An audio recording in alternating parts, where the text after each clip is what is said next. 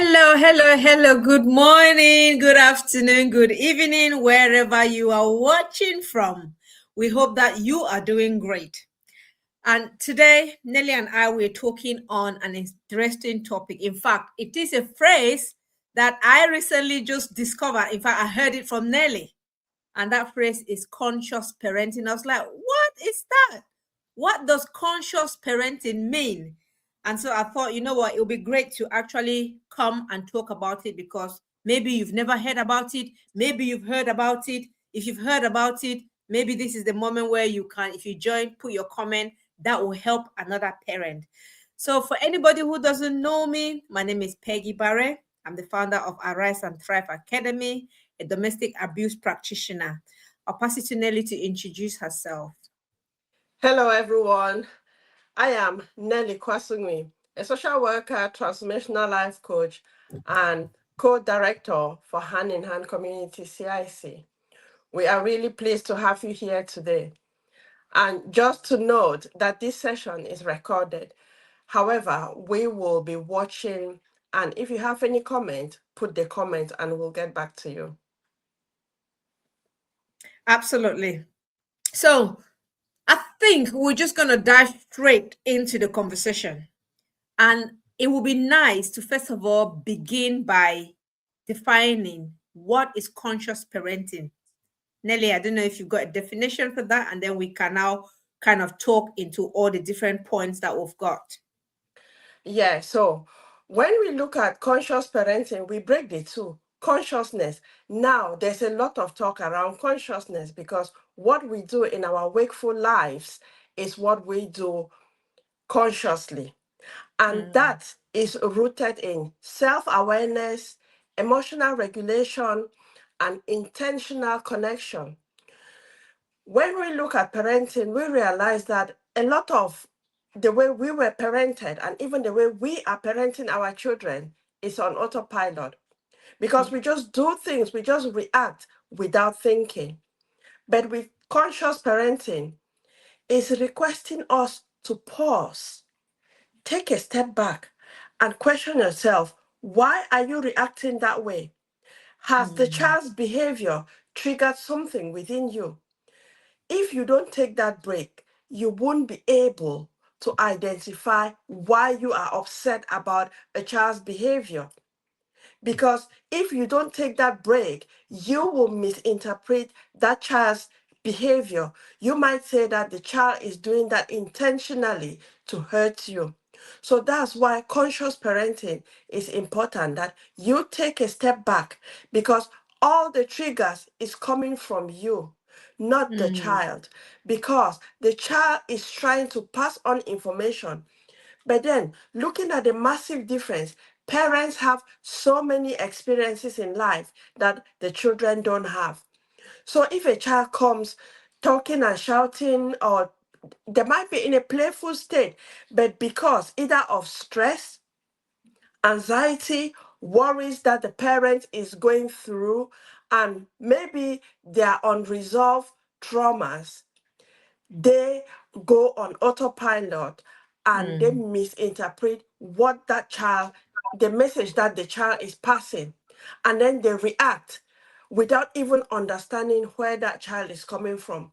So, with conscious parenting, you take a pause and do the self regulation before the child regulation. Because if you don't ask yourself, why am I responding this way? What is going on? Then there will be that massive gap between you and your child because the child might get to a stage where they would avoid coming to you because they know that you just react. And looking at it now, or looking at parenting, you'll find some parents who throw curses on their children, and it mm, goes a long way, and it really impacts children in their later lives because that voice, I'm sure, Peggy, you've heard of the inner voice. Those yeah. inner voices that we talk about is not coming from, is that the voices that we were told, especially when we did wrong things or very harsh words that people told us. So like if Mhm, you want to say take a glass of water, And probably when you were younger, you held a cup of water and it fell and a glass got shattered. And maybe Mm, you were beaten up or you were shouted at, but how you felt at the time, that inner voice will stay in your head. So when you do something wrong, that critical inner voice will come up. But then with conscious parenting, it will help us to take a step back to know that when we say hurtful things to our children, for us as parents, we might get the satisfaction that we have told the child off. But then in the mm, long run, that voice remains within that child and it's very disadvantageous because the child would stop themselves from doing things because they know that they did something wrong and that voice is always behind them and it impacts on self-awareness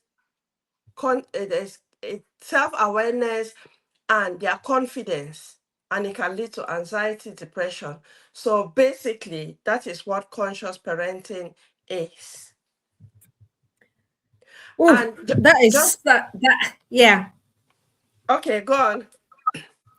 No, no, no. I just wanted to say, you know what? That just explains a lot. And in fact, that explains why, until I heard that term and I started looking into it, I didn't know that most of the time, parents, we do parent on autopilot. We have it's like a script that we have that if this child says this, I'll say that. If this child does this, I'll say that or do this. So for us to be able to really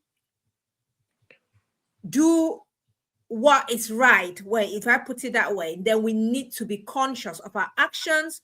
We need to first of all be conscious of our emotions, just like Nelly said, because I, for one, there are certain times that a child will do something, and the first thing I will not even reflect, I will just like go straight into how what I want to say without actually stepping back and reevaluate that. But hang on, why did he do that thing? Did he have any reason why he did that thing? So that is so powerful, Nelly.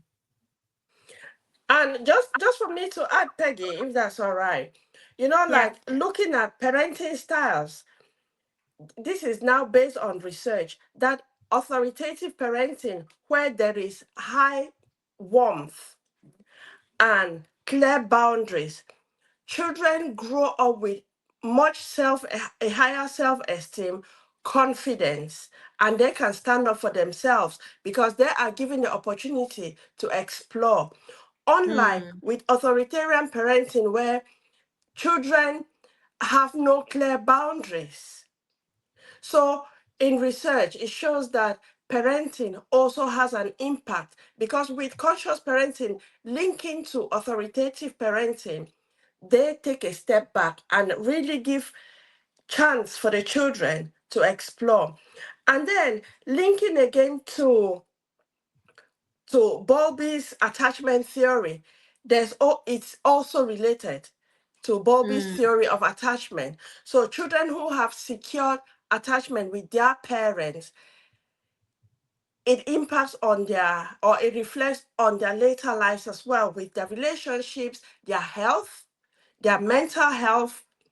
So we need to be taking a step back because sometimes I wonder because like with this conscious parenting, I knew about it around 2015 when I was struggling with mhm, with my parenting because at the time I realized that there was something wrong with me because when I mm, wanted to discipline my children, especially when they did something wrong, and I wanted to speak to them, I would cry. So I knew that it wasn't from my children, there was something wrong with me.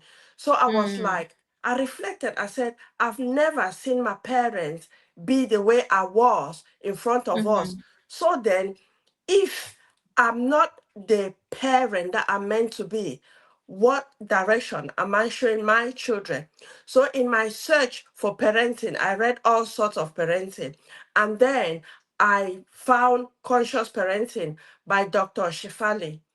And that book, for me, I would say I recommend every parent to read that book mhm, because that book changed my life, change my parenting, which is why, because I mean, you would see it like for me, I saw the difference that it made Mhm. with me and my children because it improved our relationship and children feel valued. They feel that their opinion counts because they can Yeah. say what they have to say instead of going and saying it elsewhere because children are creative. Yeah. Children are curious. If parents don't give children the space to explore, to express themselves, then unfortunately, they will go to people who will explore with them the wrong way. So this is something that conscious parenting is letting parents to know that it is not that we just have to continue parenting on autopilot. It's okay Mhm. to stop, take a pause, take a step back. And sometimes, Peggy, when I'm thinking of this conscious parenting, with all that is going on in the world today, and more specifically in the Afro Caribbean communities, Mhm. particularly, we don't talk about emotional well being and mental health. And all that we go through is linked to our emotions in one way or the other. So if Mhm. we as parents, we don't develop the mindset to start talking about our emotions, our mental health, then emotions are something that come natural. If we don't Mhm. learn how to manage our emotions, our children will grow up, they will not know how to manage their emotions either. And then when they find themselves, or when we, the parents who haven't got the training to manage our emotions, when we meet difficult situations, we don't know how to deal with that. Yeah. We go on autopilot. And you see, the parents will misbehave because Yeah. they don't know, they haven't developed that self-regulation that I talked about earlier. So Mhm. conscious parenting is not just for the child, it begins with the parent, which is why they say you need to start with self-regulation Mhm. before child regulation. Yeah. And that is so true because that brings us to the awareness in every parenting moment. I just feel that for somebody who is not even aware, somebody who doesn't even know what the conscious parenting is, and they have been brought up in their own life, maybe their own parents parented them on that autopilot, and then they picked their beliefs, they picked those voices. Those voices are now ringing in their heads and telling them what they are and what they are not, right? And then they start carry that same culture, that same belief, that same way of parenting into their own parenting, and they're functioning on autopilot. And you will hear most parents will function on autopilot, but in their head, either one way or the other, they are doing great. In their mind, they are being firm, they are saying what they have to say, their kids are scared of them, their kids are, but then they forget to know that or understand that the fear that you're generating in that child is not even is harming that child. Yes, the child I think we've said this before, Nelly, when you said that sometimes parents feel like when you hear parents say this, oh no, my child is so obedient. When I tell them this, they do it, they don't disrespect. Yes, it could be good if they don't disrespect you, but from a healthy standpoint, from a healthy side of things, you know. But if they're so obedient because they are scared of how you're going to react, then that is not a good side. And when you were talking about when you were talking, something just came to mind as well. That again, having if we are not aware of conscious parenting, first of all, we may not know how to actually pause. I heard you talk about pause, step back, right, and reflect before we respond. And I feel that I've tried that quite a, in fact I'm beginning to do most of it lately, and I can see the peace that I feel in my own heart. There are certain things that when you see a child do, if I was the me before that, I wasn't aware of this, I will immediately just say something.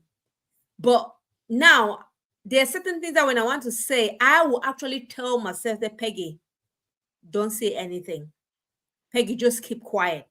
So I'm kind of telling myself not to react, because it's not everything that as a parent you must react.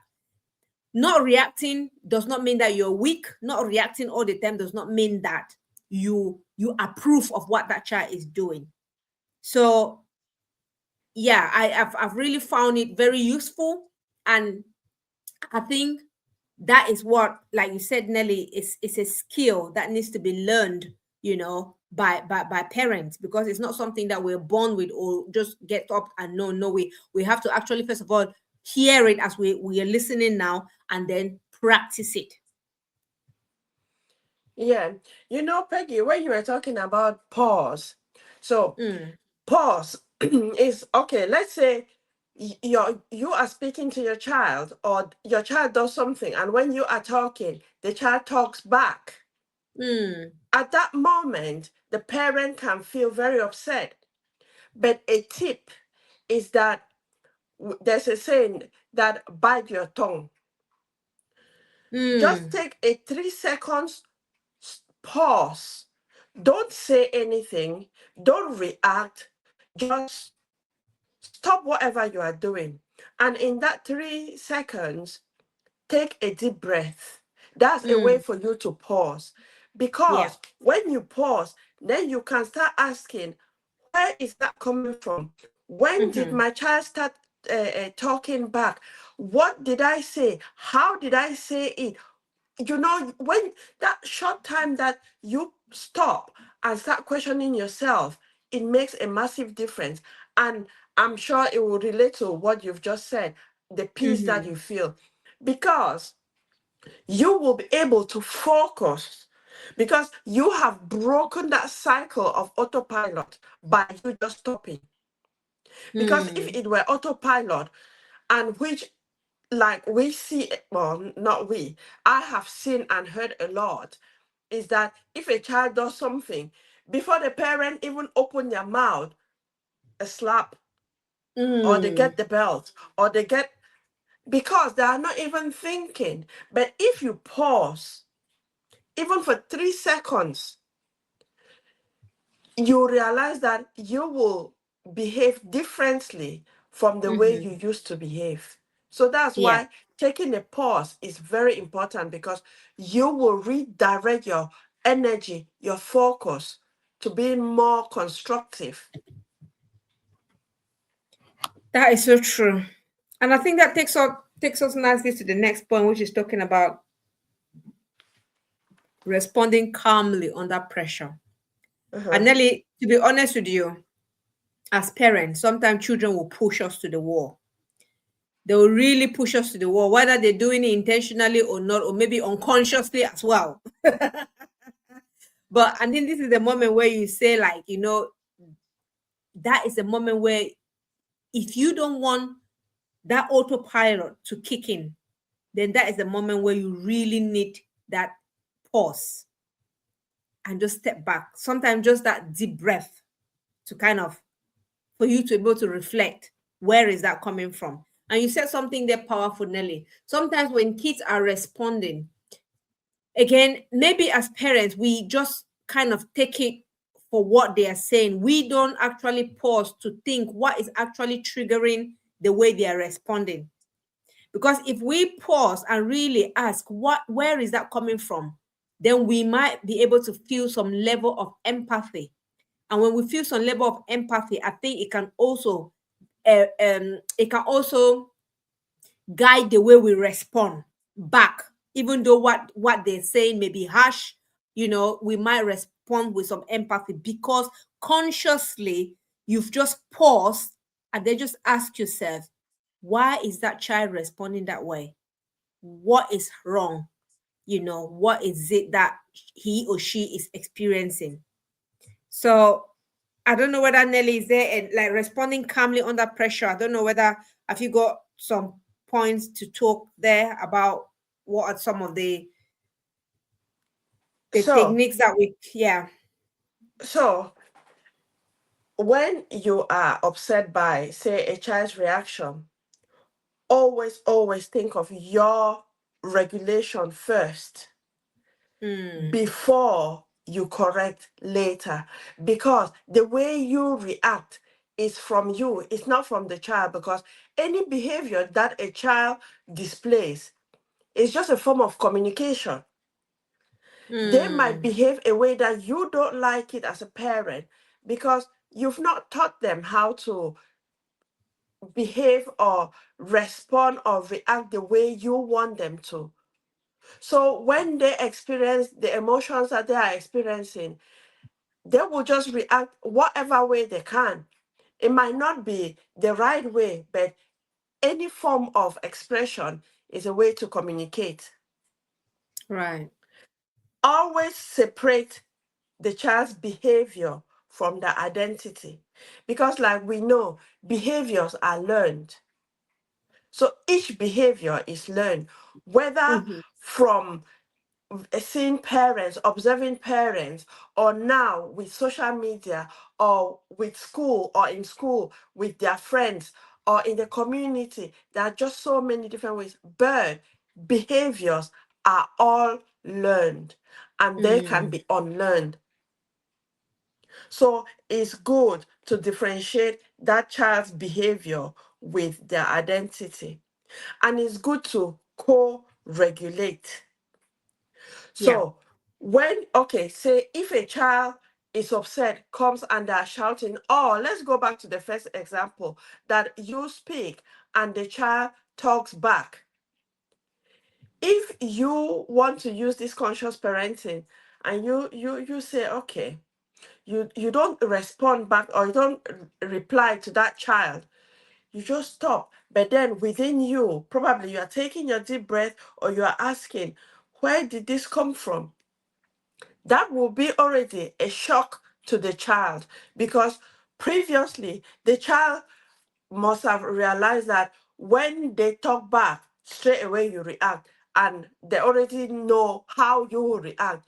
But then when they talk back and you do not react, you are just quiet. Mm. If you do that one, two, three times, they'll notice the difference. And that is how it will help you too to co-regulate. So as a parent, start with yourself first, and then Yeah. it will reflect on the child's behavior. Because if you want to look at it with the autopilot, Mm-hmm. children react because they have observed their parents on autopilot. So it Mm-hmm. still goes back to the learned behavior because they have Yeah. seen from their parents. And then when they get into a challenging situation, they just react on autopilot. So it's to Mm-hmm. start questioning yourself. So when you co-regulate, it will automatically reflect on the child because they will know that, hey, don't talk to me. Like sometimes when a child is being say talking back, you need to tell the child, because you are the parent, you are in control, you have the responsibility to put that boundary and say, I am not letting you talk to me that way. Mm-hmm. So you need to be firm because boundaries play a part as well. Yeah. Absolutely. Absolutely. And again, like you said, there's something there where, well, I think that is in the fourth point we talk about growing together as there's a point in life, especially speaking from the domestic abuse point of view, where both parent and child have been hurt maybe during that domestic abuse process. The environment was so toxic, they were criticized, their self-esteem were, squashed and all of that. And then the parents now move on, like have a separate environment with this child. Both of them in a way are healing, and both of them are kind of learning how to, first of all, be self-aware that they are going through emotional trauma first, and then secondly, how to manage that emotion. And it is very important that when we as parents don't recognize that, hang on, the same thing that I went through in that relationship, that child went through, or even went through worse than I did. And so, like we said before, if that child is speaking to us and we are not actually asking question and actually being conscious in our mind what that child is communicating, we might miss it. I'll say, for example, like I think I've shared this before, when there was one time when my son was really struggling with his emotions. There were a lot of things going on at that time in his life. We had just come out of our home, and we were relocated in a new environment. He had just missed out his football club where he had a lot of aspiration to play, and here we are in a new environment. He's trying to with his own hormones as well. He had just, in fact, he was 17 turning 18. So there was a lot going on in his life. And there was this day when he came back. I don't even know what happened. I don't know what happened. All I heard was this big bang on the door. And that was him. He had used his fist to punch that door. Luckily for me, if I was at that time, I was also really going through my own personal growth, trying to also pick up, learn from myself faster, because I felt like I wasn't only going to rescue my own mental health, I was also going to fight for my children's mental health. So I was trying to learn faster so that what I learned, the skills that I learned, I could pass it on to these children. Also teach them that, what, hey, this is how you can overcome this and So luckily for me, for that time, I was in that my growth stage. I was that learning stage. And even though I remember that day, I responded to him. I said to him, what I said, please don't do that again. And then I now asked him, I said, how are you feeling? Just tell me, what is it? What is it? Can we talk about it? I know he didn't want to talk about it. And again, this is something that some parents, you may be listening and thinking that why that child again may not want to talk to you does not mean that the child hates you. It doesn't mean that the child, doesn't care and all of that. That moment even is maybe that moment where the child just need the space, because at that moment they don't even want to talk. He did not say anything. When I asked him, how are you feeling? He just said, I'm fine. But you could tell that that fine was just, he was not fine, right?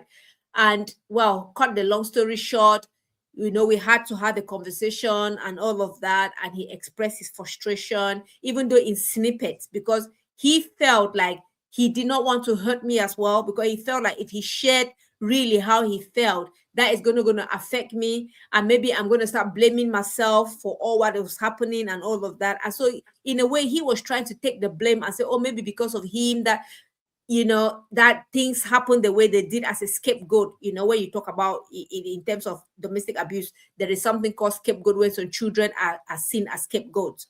So there was a lot, and I had to really, when he went through therapy, I really supported him throughout.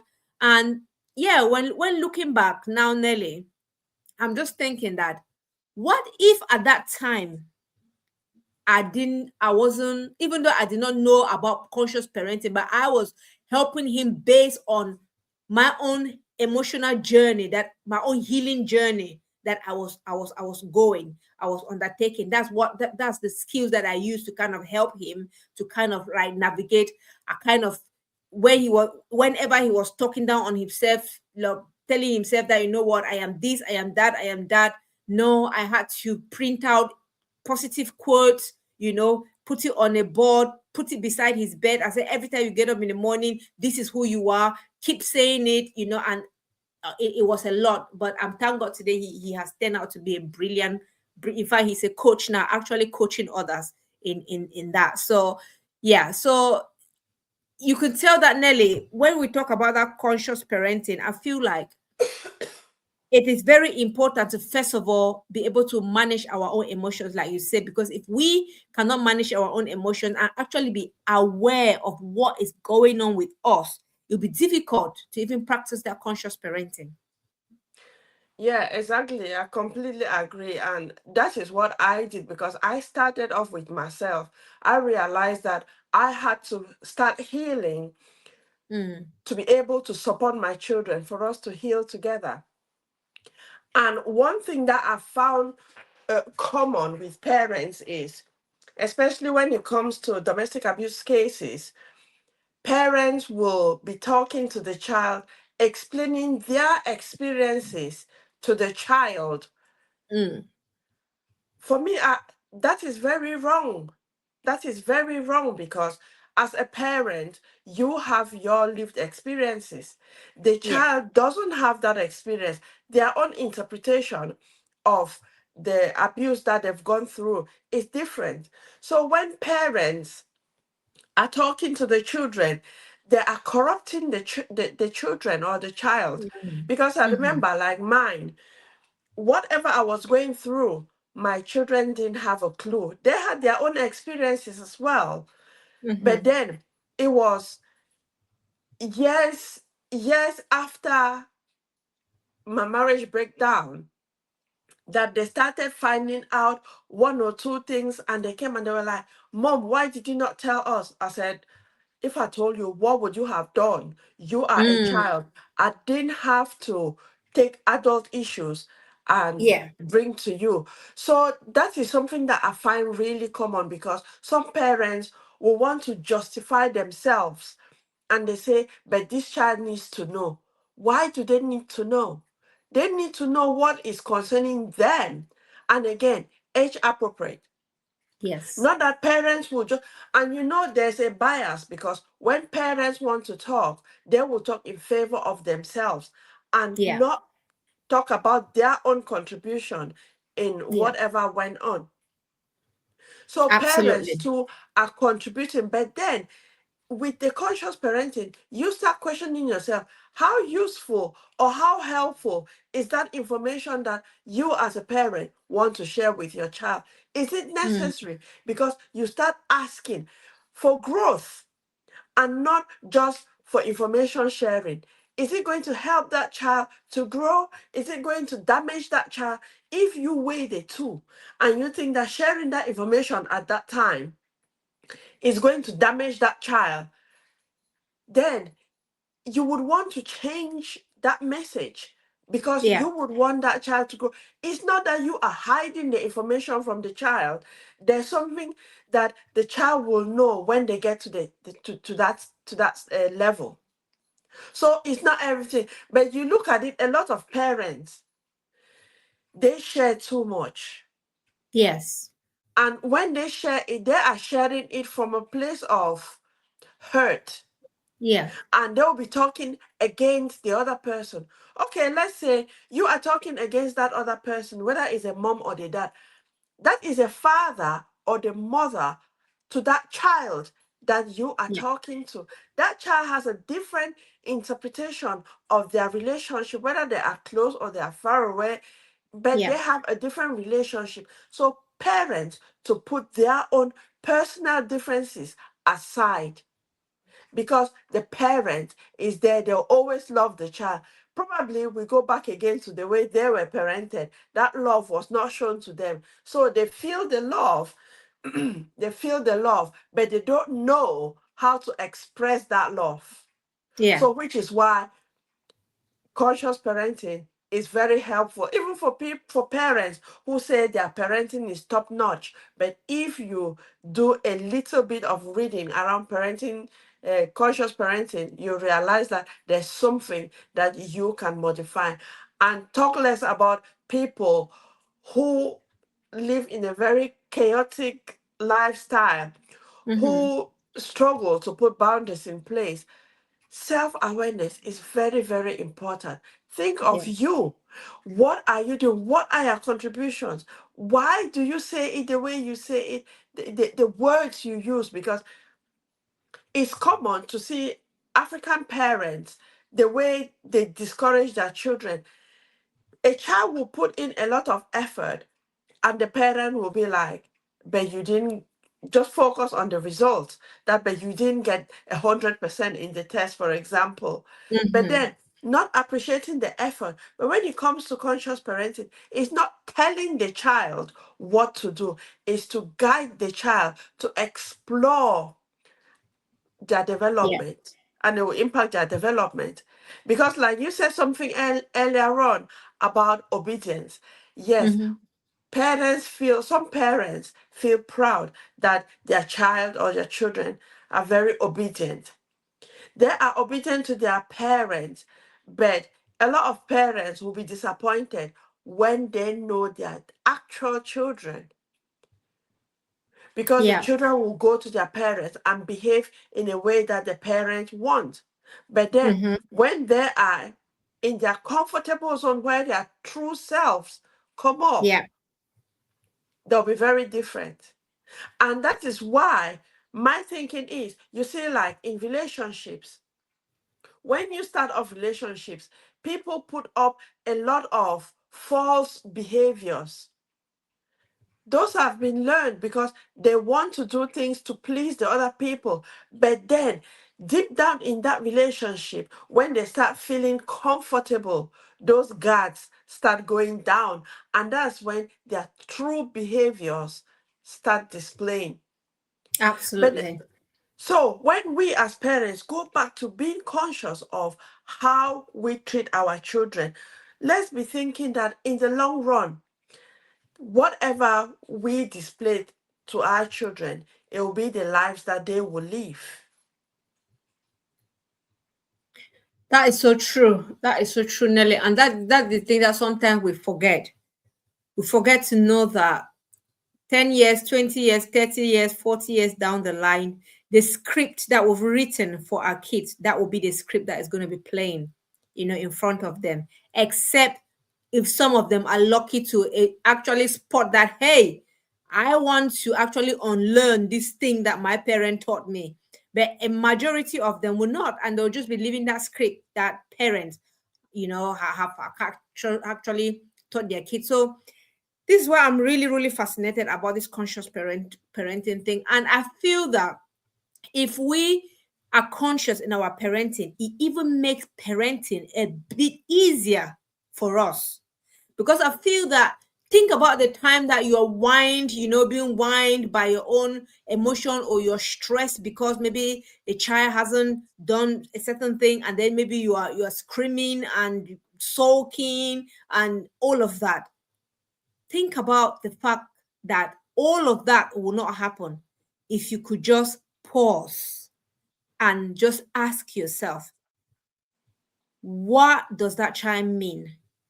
What is promoted, or what is he thinking of, or what actually pushed him to say what he said, and in that way responding with some empathy. I think that is going to go a long way to, in fact, like I said, I'm beginning to manage my stress just by just by practicing that. So another thing that we wanted to talk about is building emotional safety for our kids, which I think we've already touched on some of those points anyway, because that emotional safety, where we've talked so many times, it begins from home. Yeah. Emotional safety, first of all, begins from even us as the parents, right? How safe are we in our emotions? Is do we how do we regulate? Do we actually regulate our emotion, right? In such a way that if it starts, can we actually control it before it takes us to the other direction where it will become very unsafe for us and for those around us? And again, it's about keeping that home, maintaining that home, building a conducive safety environment for our kids, an environment where it can nurture their thinking, an environment where they can grow, in their confidence, they can feel free to explore. So I feel that building that emotional safety is very, very important. So Nelly, I don't know whether you want to talk on that. Yeah, so building emotional safety, like you've said, Peggy, is really important. It is not for parents to be looking for every solution for the child. It's for Mm, parents to give that child the space to explore their own problem solving skills. mm, And sometimes children have their own, or individuals have their own different ways of dealing with their emotions. For instance, just yesterday, my son he had a football match. So when he came back from the football match, I asked him, how was the match? He said it was fine. And he told me the scores. But I Mm-hmm. noticed that he was a bit reserved because we have been doing, I mean, in my house, we talk about emotions all the time. Mm-hmm. Because of the way we communicate, I could tell that there was something wrong. But I know each of my children's way of reacting. Mm-hmm. As I saw the way he presented, I did not Mm-hmm. ask further because I knew that even if I asked, he would not respond to me. So instead of Mm-hmm. me wasting that energy, I just left. But at the back of my head, I knew there was something not right. Yeah. So I left him. I just carried on doing whatever I was doing. Because when he is upset, he goes really quiet. And that's his Mm-hmm. own way of managing his emotions. Because before, many years ago, Mm-hmm. just when, the first 2 years that my marriage broke down, m- it was hell. Yeah. Because as young as my son, for example, was, he would the tantrums, he would throw things, break things, and all whatnot. But I Mm-hmm. managed with him. So that was when I really intensified in this conscious parenting. And Mm-hmm. then it got to the point where I would sit and then we would have conversation, even if it's on a challenging topic. Mm-hmm. It took me 2 years Yeah. for me to support my children. Imagine if I did not support myself, I wouldn't Yeah. have been able to be there for my children. So then, when I gave him this chance to speak, it so happened that one of the parents contacted me. But then from the way she worded the text, I knew that something went on. So I asked her, oh, what went on? So she explained to me what went on. And then so later on, when I went to my son's room, he was there playing with his friend. And I was like, what went on during the match? And he was Mm-hmm. like, oh, he said the friend's mom already texted me. I said, yeah, she texted me and she explained it, but you were the one who experienced what went on. So I Mm-hmm. would like to hear your own version of things. And Yeah. he explained it to me. And then I said, okay, how do you feel about it? He explained. I said, okay, what would you do the next time? Mm-hmm. And then he had a video of the incident. And he Yeah. said, he showed me the video and said, after watching the video, he feels much better because it was not as worse as he was thinking when he did not see the video. Yeah. So you see, that one is so it's for us as parents to respect the dignity of our children because our children have dignity as well. Yeah. But then you cannot just you, you need to first of all understand the child. And when you're Yes. understanding your child, you need to understand yourself. Because, like you talked about earlier, overprotecting parents, Mm-hmm. overprotecting children is coming Mm-hmm. from parents' own insecurity. But Yeah. when you learn to take a step back, just let that child be because yes, you as a parent, you have control for that child in their first 18 years. But after, they will live independent lives. You don't want to be overprotecting them for 18 years. And then when they turn 18, 1 day old, you leave them into the world. What have they learned? Mm. So it's to start from very young age. Start helping our children to be independent. So all of this has elements of conscious parenting because you want to be intentional. You want to be Yes. intentional in whatever you are doing, whether it's communication. I know we've talked so many points about communication that you take a pause. That is communication. Know yourself. What is the impact on this child? You don't want your child to just be obedient, say yes, yes, yes, when actually they don't want to do it. That is people's pleasing, and it will not help the child. So Mm-hmm. it's for us to keep questioning. Like I said, I'm sure you've heard me so many times say, start by questioning yourself. Question everything. Question everything. Why do you speak Absolutely. to the child the way you speak? Why do you use those words? Is that the inner critic? Is that the inner voice? Just keep asking, because that way it will help you to choose what way words, how to connect with your child, and it will help with your emotional development as well as their emotional development. That is so true. And just to add on that, well, when we when we again are not conscious in our parenting, there are times where you could actually, if a child does something and you just react, you're putting most parents, most of the time we put our safety hat on. You kind of like, because I want that child to be safe, I need to react in this way. I need to, but like you say, again, sometimes learning actually is done better when children go through certain experience. It's just like, for example, I think I've shared this story before when I said, oh no, I'm not going to let my child go on the train with his friends and go down to Manchester and all of that. But then at the end, I let him, he went.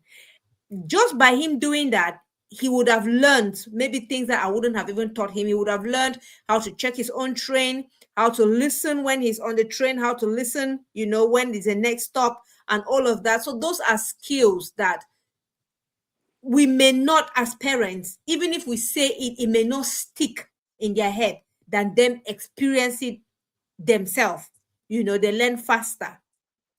And one thing that again we want to talk about is, as we round up, is the fact that as we are growing, we grow with the child, which I think that brings us to the last point, the fourth point, which talked about growing with your child. As mentioned before, there are moments where our children can actually teach us certain things. They can even teach us how to even manage our own emotion. Have you been in situation? So many times my kids have told me, when you come back and you're vibrating and then you hear your child say, "Mom, calm down." So that is them actually standing on the other side, because when you're vibrating, you're not actually seeing the reaction. You're not actually feeling what is happening, the atmosphere, the emotion that you're oozing, and that at that moment, the person that you're talking to or the bystander who is standing and watching is the one actually seeing that projection, actually seeing and feeling that energy, that negative energy that you're pouring. And sometimes they'll say, what, calm down. And sometimes just by saying that calm down, it's a moment to remind us that, hey, maybe I wasn't conscious. I wasn't conscious when I was actually reacting the way I was reacting. And so I've had a reminder to calm down. So yes, I need to calm down. And again, it takes practice, because again, some parents, when that child say calm down, they're like, how dare you talk to me like that? So well, it is a whole practice, Nelly, which I feel that if we just practice it a step at a time, to be present when we are parenting, then I think it will go a long way. It will really, really go a long way, not just helping us, but also helping our children as well. Yeah. And it's not about being a perfect parent, because it's just helping our children to grow into the person that they are Mhm, meant to be. Children can trigger our growth urges because mhm. they can expose our impatience, control patterns, and unresolved wounds. Yeah. And these are the things that make us to react the way that we react. But also, on the other hand, they can help us to be compassionate and Mm-hmm. self aware. So it's a give and take. Yeah. So, in growing up together, we need to build reflective practices. Like Mm-hmm. asking small questions to yourself and then make it a habit to be asking your children, like, how was your day today? What stood out for you in particular today? What did you not like? What did you? Those are small reflective prompts that you Mm-hmm. can use for yourself and then use for your children, because when you do that over and over, the children already know. It doesn't mean that you use the same script all the time, because then Mm-hmm. it will go to autopilot. Just be present. We've talked about be present. So it depends on how the energy is flowing between you and your child or children. But you Mm-hmm. just ask different follow-up questions. And then sometimes when we are struggling, it is very okay to seek for help, because Yeah. we cannot do everything on our own. Ask for help, whether it's from your health visitor, it is from your GP, counseling, coaching, whatever. Ask for help so that you can get that support to deal with the challenges that you are going through. And Yeah. also model emotional accountability, because your children, our children, look up to us. And like the home is the first school for our children. So if we don't build a solid foundation, we are exposing our children to chaos outside. And there are certain changes that you can start observing with yourself. So instead of asking, say the child is talking back, instead of you thinking, how can I fix that child? Just stop there. You can No one can fix anyone else. So you can reframe and ask yourself, what is that child's behavior teaching me? Or what is that child's behavior telling me about myself? So Hmm. take it inward, take it on yourself, because it's a reflection. Yeah. So it's to those small reflective prompts will Mm-hmm. help you to develop, or it will help you to, for you and your child to grow, improve on your relationship. That is so powerful, Nelly. And I think you just summarize it nicely. Because I feel we've covered all the important points, the four key points which We've talked about experiences. And to be honest with you, I need to order that book. I need to get that book. I need to read it. Or I might find if it's on audio, I might kind of listen to it because again, these are things that it's important. It's very, very important. And these are some of the knowledge that you say to yourself that I even wish I knew all of these things before I even started giving birth to children. because because it prepares you on what how you need to honestly, because sometimes we're learning these things at almost the last end, the last stage you start, so it's very important that we learn this thing. And yes, at least if I'm reading it now, I'm reading it to kind of make sure that I also teach my children, because very soon they're also going to be parents as well. It might be an Yeah. opportunity to start telling them now that, hey, as you get preparing to get into that relationship, start practicing what it means to be a conscious parent. So yeah, Or just to be conscious in general. exactly, Yeah. exactly. So I think that brings us nicely to our closing. We've kept it 1 hour. And yeah, so maybe if you're watching, thank you so much. If you're going to be Just watching before later, just before sorry, you Nelly. just before you Yeah. conclude, let me just I just made some points here that I just want to round up with. So Yeah. just remember, every calm response requires trust. Mm, Every repair rebuilds connection. yeah. Every moment of awareness reshapes legacy. So I think that is just all what we've been talking about, because all this information, we don't want to take it and keep it to ourselves. Yeah. We want to pass it down to our children and to you, the viewers, so you make your parenting conscious and you will realize the impact on yourself and your children and our community as a whole. Yeah. Thank you, Nelly. That is so powerful. Thank you. And yeah, so thank you for watching. Anybody who's going to be joining later, leave your comments still. Like Nelly said before, this is a recording. And yes, we're going to meet again in 2 weeks' time with another episode. So thank you so much and continue to being a conscious parent. Right. Thank you. You take care. Thank you. Bye. Bye. Bye. Bye.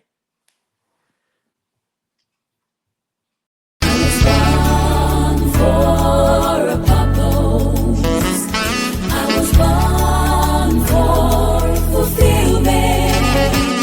I was born to shine and not to be abused.